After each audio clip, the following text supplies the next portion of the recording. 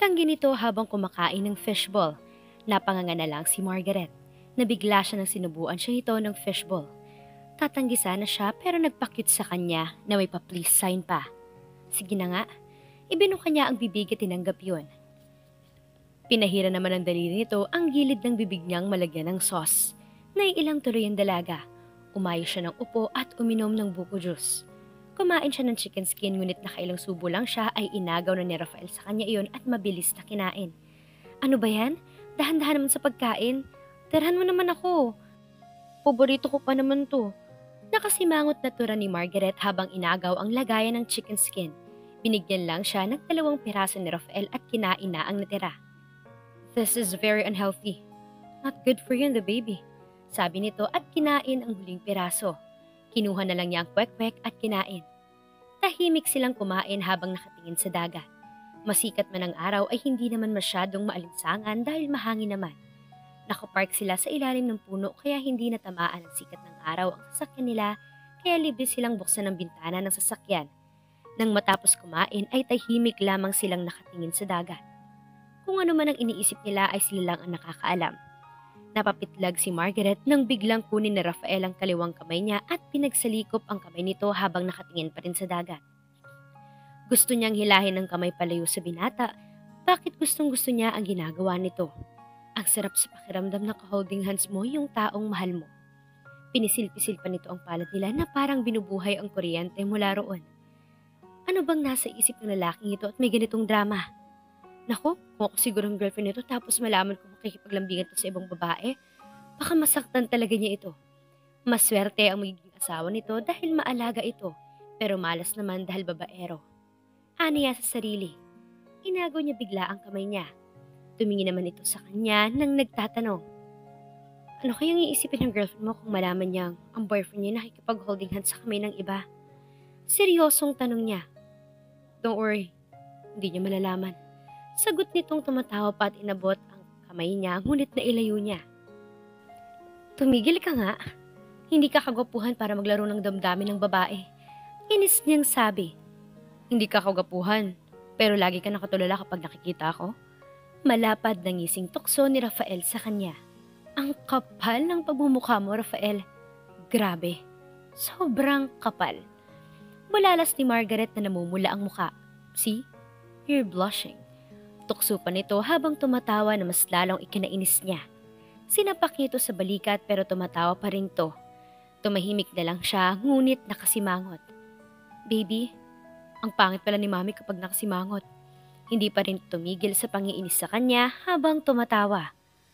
Baby, sana hindi mo naman ang mukha ng daddy mo kasi ang sobrang pangit eh. Ganti naman niya.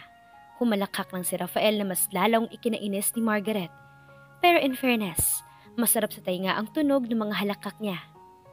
Joke lang, you're the most beautiful woman I've ever seen na nakasimangot. Nakangiting sabi ng binata at tumitig pa sa kanya. Che, humalakak na naman ito.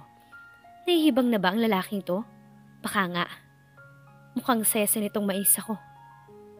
Ang sarap talaga ng sinigang na baboy. Mulalas ni Margaret ang maubos ang isang bowl na sinigang na baboy ni Rafael. Paborito niya ito. Nakangiti naman si Rafael habang nanonood lang sa kanya. Nauna itong matapos kumain. Mabilis kasi itong kumain, hindi tulad niya na kailangan pa talagang nguyain ng ilang beses ang pagkain bago lunukin. Anong miningiti-ngiti mo dyan? Tanong niya. Kanina pa kasi talaga ito nakangiti. Wala, I just love seeing you eat. Nakangiting saad ng binata. Parang namula naman si Margaret sa tinuran nito. Bulero talaga. Mahinang saad niya at tumayo. Umalis ka na nga, maghuhugas na ako ng pinggan. Sabi niya sabay tayo at iniligpit ang pinagkainan nila. Tumalima naman si Rafael at nakangiti pa rin. Inirapan niya ito na mas lalong ikinangiti nito. Sa totoo lang, sa ilang buwan nilang pagsasama ay sobrang hulog na talaga ang puso ni Margaret sa binata. Everyday, he made her day amazing. Inaalagaan siya nito. Kinukulit, pinapangiti at nilalambing kahit na tinatarayan niya ito. Wala yata talagang epekto ang pagtataray niya dahil tinatawanan lang siya nito at niyayakap. Kaya ayon, bumibigay agad ang puso niya. Tumalikod na si Rafael at umupo sa living room. Binuksan ng TV at naghanap ng magandang pelikula sa Netflix. Siya naman ay tinuloy ang paghuhugas ng pinggan at pinaglutuan ng binata. Napangiti ang dalaga. Walang problema sa kanya na siya ang tagahugas dahil si Rafael naman ang tagaluto. Hindi niya mapigilang mapangiti dahil parang talaga silang mag-asawa sa sitwasyon nila. Nang matapos maghugas ay lumapit siya rito. Nanonood ito ng pelikula sa TV. Lumingon ito sa kanya at tinapik ang tabi ng inupuan nito na ang ibig sabihin ay doon siya umupo. Lumapit siya at umupo sa tabi ni Rafael. Itinaas naman nito ang isang kamay at idinantay sa balikat niya kaya napahilig tuloy siya sa balikat nito. Tahimik silang nanonood ng pelikula. Kaso hindi siya makapag-concentrate sa panonood dahil ang kamay ni Rafael ay hinahaplos ang balikat niya na naghahatid init sa balat niya at kiliti sa katawan niya. Nagdanakaw rin ito ng pinong halik sa buhok niya. Mas naidikit patuloy niya ang katawan rito at iniyakap ang isang kamay niya sa katawan nito. Ang sarap ng pakiramdam. I love this man very much. I can't imagine my life without this man. But if fate won't favor my heart wishes, it's better to spend a little bit of my time with him, making wonderful memories to be cherished someday. My heart bleed by the thought that time will come and I couldn't hold him anymore. But this precious moment with him will be a good reminder that I'm still lucky, that I've got a chance to feel and experience being cared, even not loved. Sana hindi na matapos ang gabing ito. Sa loob-loob niya at nakangiting isiniksik pa niya ang kanyang katawan dito. Hindi na niya natapos ang pelikula dahil iginupok na siya ng antok. Naalimpungatan si Margaret na may nakayapos sa kanya. Iminulat niya ang kanyang mga mata at inaninag ang katabi. It's Rafael. They are under the same blanket. Tulog na ito. Itinaas niya ang kanyang kanang kamay at hinaplos sa mukha nito. I love you. Bulong niya sa isip. Hindi niya namalayang tumulo na pala ang luha niya. Masaya siya pero alam niyang hindi magtatagal ang kasiyahang iyon. Dali-dali niyang pinahid ang luha at nagpanggap na tulog ng kumilos si Rafael. Naramdaman niyang kumilos ito at hinagka ng pisngi niya sa kaniyakap uli siya. Bigla niyang naramdaman ang hapdi sa tiyan niya. Kumilos siya at bumangon. Are you okay? Tanong agad ni Rafael nang makita siyang hinaplos ng tiyan. Medyo sumakit ang tiyan ko. Sagot niya. Hinahaplos rin ni Rafael ang tiyan at likod niya. Tumayo siya at naglakad-lakad nang biglang may umagos na tubig sa hita niya. Oh my gosh, paano bigyan ko na yata to? Rafael, mga anak na yata ako. Sabi niya habang hawak ang tiyan. God, let's go to the hospital. Natatarantang sabi nito at isinukbit ang bag na hinanda niyang dalhin sa hospital oras na manganak na siya. Inalalayan siya nitong maglakad patungo sa elevator hanggang sa makarating sila sa parking area kung saan ang sasakyan nito. Mabilis itong pinaharurot ang sasakyan habang tinatawagan si Dr. Mendez. Namimilipit na siya sa sasakyan. Pakiramdam niya anumang oras ay lalabas na ang bata. Hinawakan nito ang kamay niya. Hold on babe, malapit na tayo sa hospital. Pagpapalakas ng loob nito sa kanya. Ipinakita nito sa kanyang kalmante lang ito. Buti na lang na mga oras na yun ay wala na halos sasakyan sa kalsada. It's 3 o'clock in the morning according sa orasan ng sasakyan kaya mabilis silang nakarating sa hospital. Prepare the delivery room.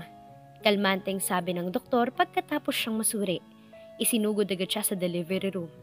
Naiwan naman si Rafael sa labas ng delivery room. Hindi ito pinapasok ng nurse. Hindi nagtagal ay pinanganak agad niya ang isang malusog at napakagwapong batang lalaki. Tumibok ang puso niya ng masilayan ng sanggol. Nothing can measure how she feels at the moment. She's in love. So madly in love with this little angel in her arms. Gusto niyang yakapin ito ng mahigpit ngunit hindi pwede.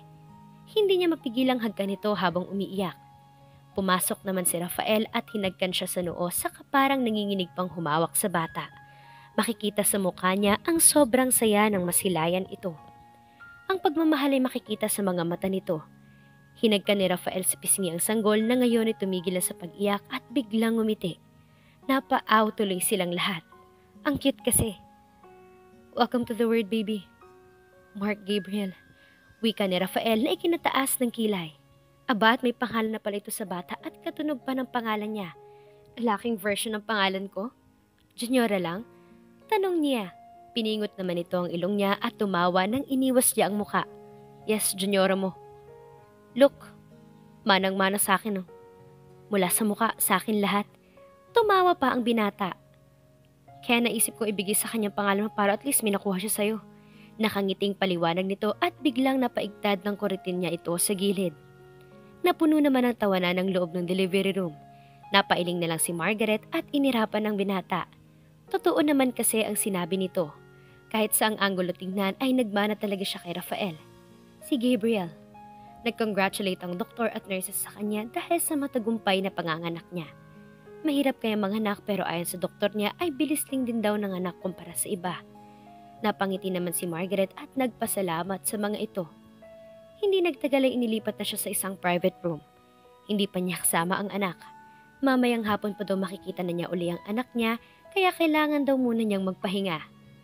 Nasa tabi niya lagi si Rafael at hindi siya iniwan nito. Thank you. Seryoso nakatitig ito sa kanya at hinalikan siya sa noo. Thank you for what? Maang-maangan niya kahit parang alam na niya kung ano pinagpapasalamat nito. Thank you for giving me a little Gabriel. Taos-pusong saad nito na nakangiti. Walang ano man yun. It's not free. You paid me for that. Nakangiting sagot ng dalaga kahit na parang pinipiga ang puso niya sa pagbanggit ng mga salitang iyon. Biro lang sana yun para tanggihan ng kaseryosohan ng mukha nito, ngunit siya rin pala ang masasaktan ng malala. Hindi naman ito nakaimik sa sinabi niya. I need the rest. Anya at tumagilid patalikod rito saka ipinikit ang mga mata. Baka kasi biglang tumulo ang luha niya. Nakakahiyang makita ni Rafael yun. Gusto niyang magpahinga muna at kalimutan muna ang bukas. Ang anak kaya nila ang magpabago ng tuluyan sa kanilang samahan? At dito na po nagtatapos ang kabanata ng ating kwento. Please like, share, subscribe for more updates. Maraming salamat po.